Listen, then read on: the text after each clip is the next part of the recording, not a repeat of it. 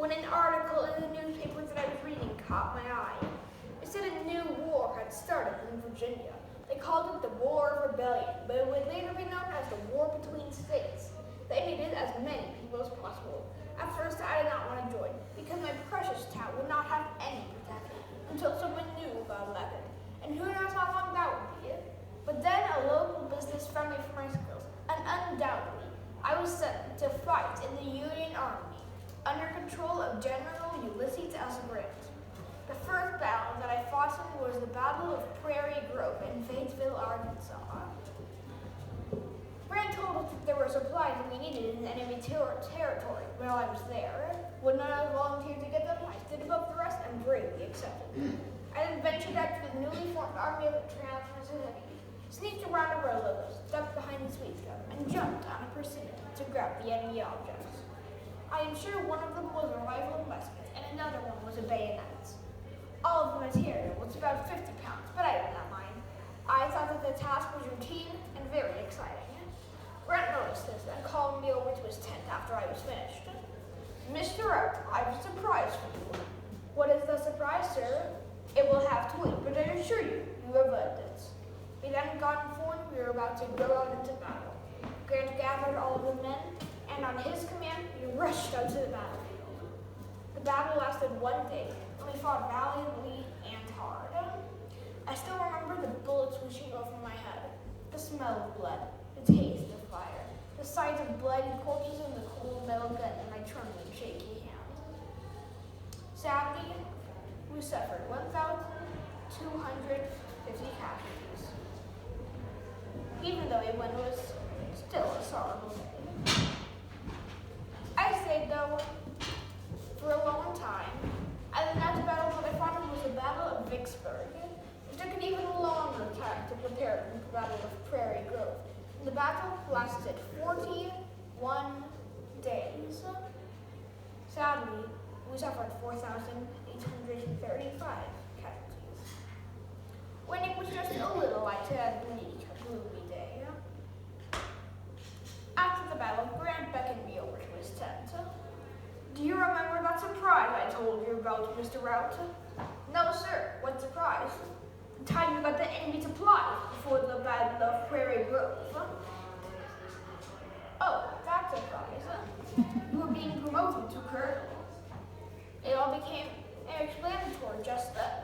I had been in the Union for about 3 years, so it made sense I was being promoted from lieutenant colonel to colonel. It also made sense, and so Grant told me I had to wait because as I had proved worthy to be a colonel, but I had just not yet had the time required. Grant and I were friends for life. I stayed in the Union for a few more years until I got discharged. I know I will never spend my time fighting for the Union.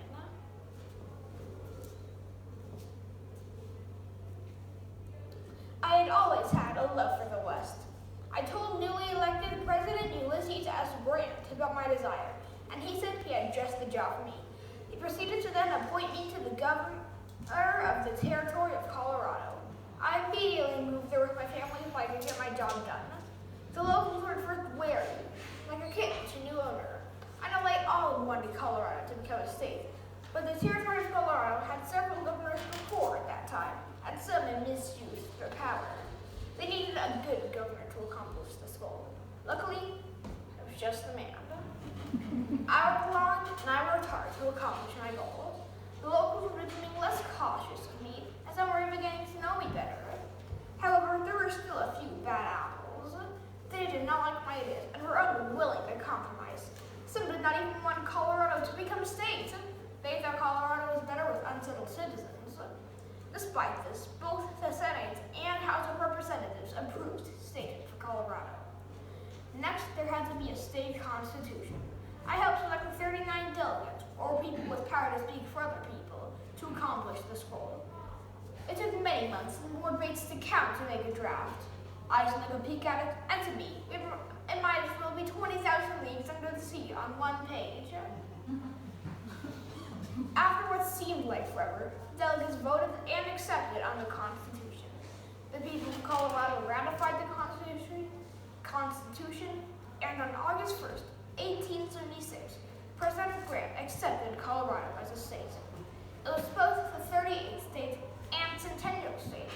exactly 100 years after the United States of America was made a country.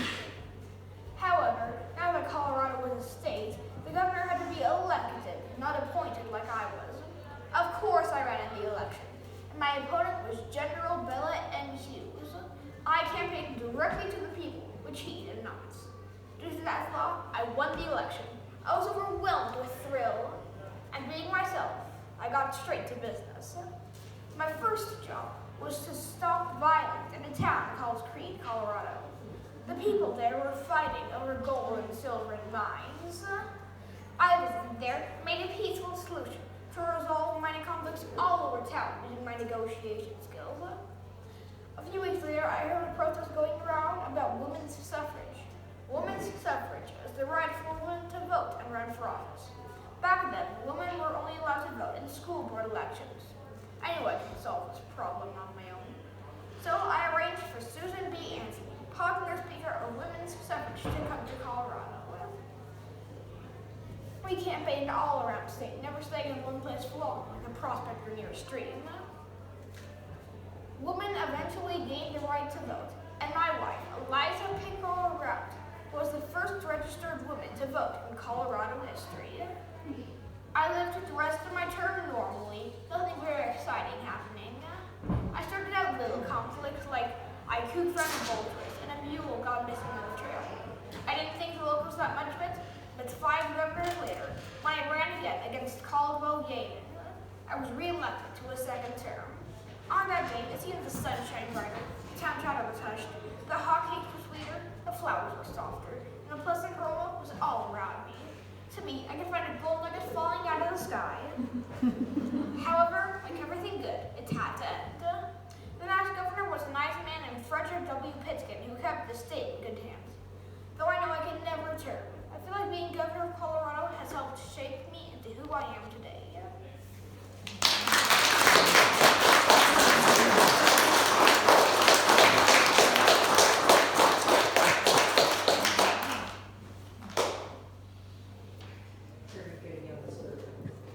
Now that you've retired from politics, what are your plans?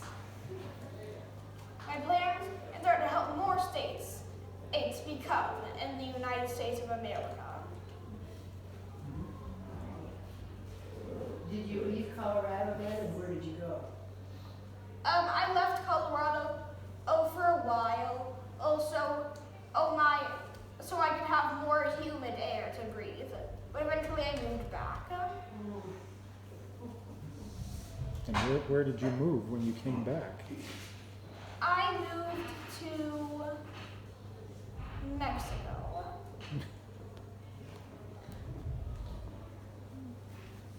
Did you realize Colorado would always be called a centennial state? No, not at that time.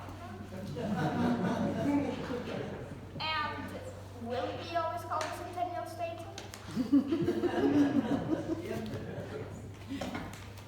All right.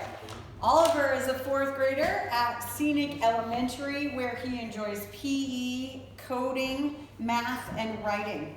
In his free time, you can find him playing chess, Minecraft, and yo-yo. He enjoys training as a ninja at Legacy Academy, hip-hop dancing, which, by the way, is where he got his first experience in front of an audience.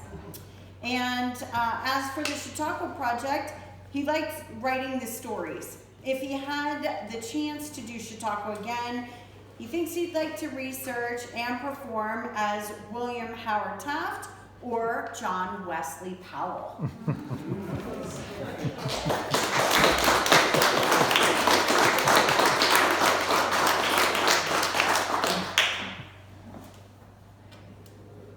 So in your research, what did you find most interesting about his time as governor?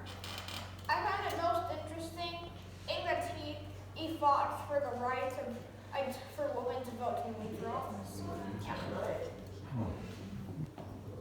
So I had the privilege of working with you at Scenic before, we just had a day together. Yeah. But I wanted to know, have you ever considered whether you wanted to coach other people with their Chautauquas, because it was so great working with you, and the ideas that you came up for other people is coaching something you might do. I might consider it. Oh, we've got another question in the back. This is not about you. I'm